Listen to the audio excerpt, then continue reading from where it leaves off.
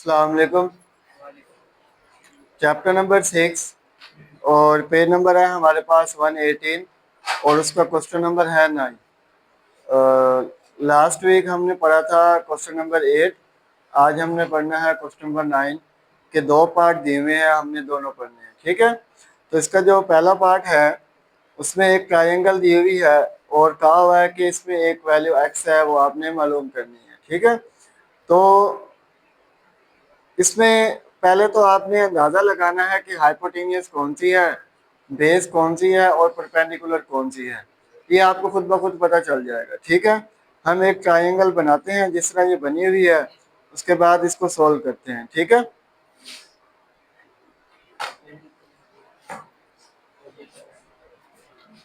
ये देखें बेटा, बेटा बोर्ड पे ध्यान दें।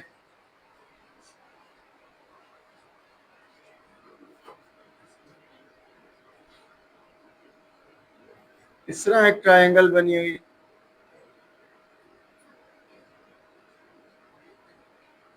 ठीक है जी, तो इधर एक एंगल है जो 90 डिग्री का है, उसके बाद ये है एक्स।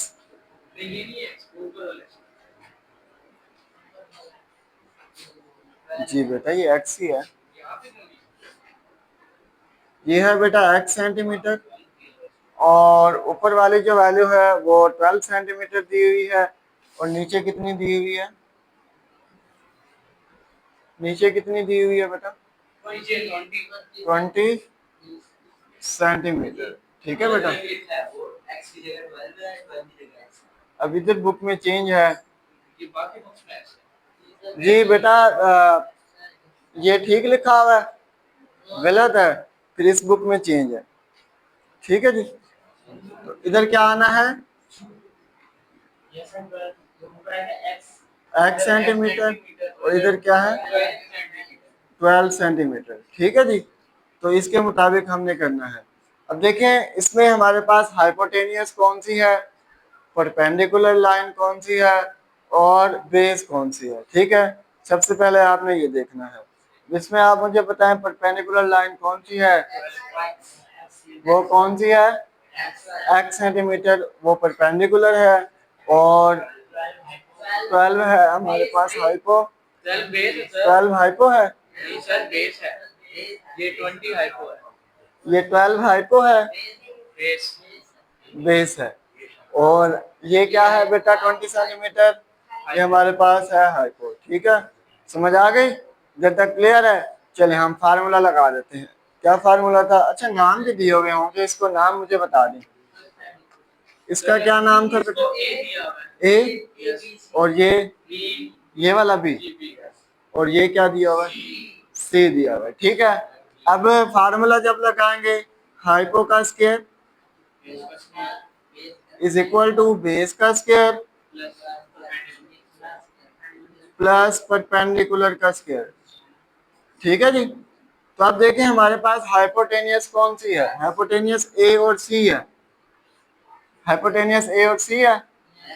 ठीक है जी, तो ये आप लिखेंगे ए सी। जी बेटा, बेस क्या है हमारे पास, ए और बी, तो आप ए और बी का स्केयर लिख देंगे प्लस, आप परपेंडिकुलर लाइन कौन सी है, बी और सी, तो आप लिख देंगे बेटा बी सी स्केयर हो जाएगा। ठीक है बेटा, इधर तक क्लियर है। उसके बाद आपने क्या करना है, बस वैल्यूज ही आपने पुट करनी है। ए सी क्या दिया हुआ है, ए सी है, ए से लेकर सी तक 20 सेंटीमीटर का स्क्वायर, 20 सेंटीमीटर का स्क्वायर इज इक्वल टू है 12 सेंटीमीटर का स्क्वायर। मैंने कहा था सेंटीमीटर को ना आप एंड में लिख दिया करें। ठीक है जी, तो उसके बाद क्या है, बी सी हमारे पास परपेंडिकुलर, परपेंडिकुलर वो हमने फाइंड आउट करनी है, जो कि क्या होगा, सेंटीमीटर का स्क्वायर हो जाएगा। ठीक है, 20 का स्क्वायर कितना होता है, 400, 20 का स्क्वायर 400 होगा, तो ये आ गया 400 सेंटीमीटर का स्क्वायर इज इक्वल टू 12 का स्क्वायर 144 सेंटीमीटर का स्क्वायर प्लस x सेंटीमीटर का स्क्वायर हो जाएगा। ठीक है बेटा, तो आप मुझे बताएं कि हमने x मालूम करना है, तो 144 को हम इस तरफ लेकर आएंगे लेफ्ट हैंड साइड पे। ठीक है, तो ये हो जाएगा 400 सेंटीमीटर का स्क्वायर माइनस 144 सेंटीमीटर का square is equal to x centimetre का स्क्वायर।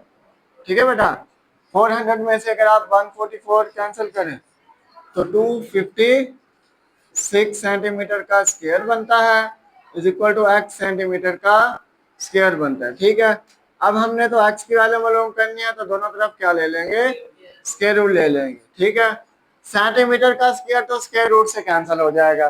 256 का क्या स्क्वायर जी, 16 256 का आता है बेटा 16 centimetre is equal to x centimetre. अब ये देखें x की वैल्यू क्या आ गई बेटा, 16 सेंटीमीटर। ठीक है, x इज इक्वल टू क्या आ गया, 16 सेंटीमीटर। ये आपका आंसर है। समझ आ गई, क्लियर है इधर तक? ओके बेटा, बेटा कटा है तो जब स्क्वायर कटता है तब सेंटीमीटर आता है ना, जब स्क्वायर कटता है तब सेंटीमीटर आता है। अगर स्क्वायर नहीं कटेगा तो सेंटीमीटर का स्क्वायर वैसे नहीं आ जाएगा जी। स्क्वायर रूट लेते होते हैं। देखिए मैंने 256 को भी नहीं काटा, सिर्फ 16 लिखा है, वैसे लिख देते होते हैं। ठीक है जी, आप काट दें, आपने काटना है तो कोई बात नहीं। ठीक है बेटा, निशान समझ आ गई आपको? खत्म।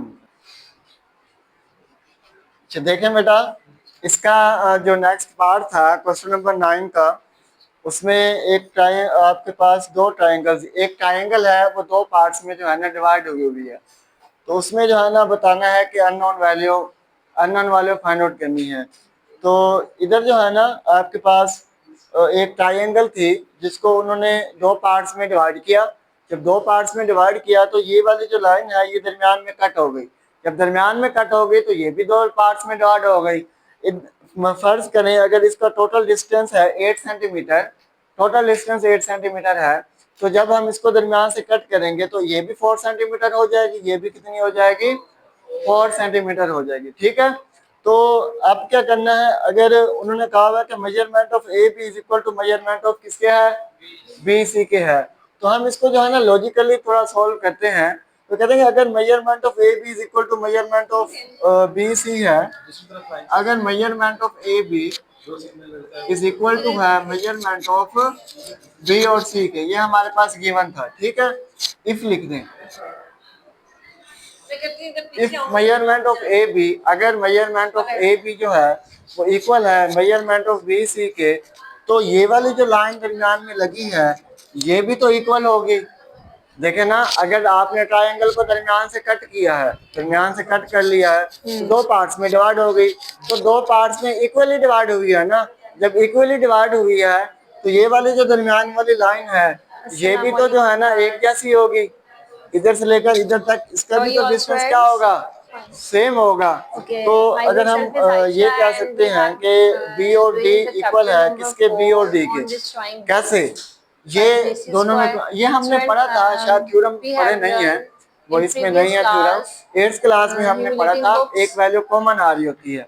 8th क्लास में मैंने बच्चों को एक दो थ्योरम पढ़ाए थे, उन थ्योरम में क्या था हमने पढ़ा था, इसलिए मैंने आपको कहा था कि थोड़ा सा ना वो कर लें, डी मॉर्गन लॉ नहीं, लैक ऑफ फोकस देखें, थ्योरम और थे, बहुत बड़ा फैक्टर है कि ये थे कि इसमें जो लाइन है ये कॉमन है। अगर ये वाली लाइन डिवाइड हुई है तो ये वाली लाइन और ये वाली लाइन भी क्या होगी, इक्वल होगी। अगर वो कहते हैं measurement of measurement of A B is equal to measurement of B C है, तो इसका मतलब मेजरमेंट ऑफ और डी सी इक्वल किसकी होगी, मेजरमेंट ऑफ ए डी की होगी। ठीक है, तो ऑथर ने इतनी मेहनत से इस पे काम किया होता है। अच्छा, जहाँ पे जो ऑथर है उसमें बहुत चीजों में वो बात कर रहा है, अगर आप इसको मेजर करेंगे बात करें एक ऐसा फैक्टर वो इक्वल किसकी होगी, मेजरमेंट ऑफ सी और डी की होगी।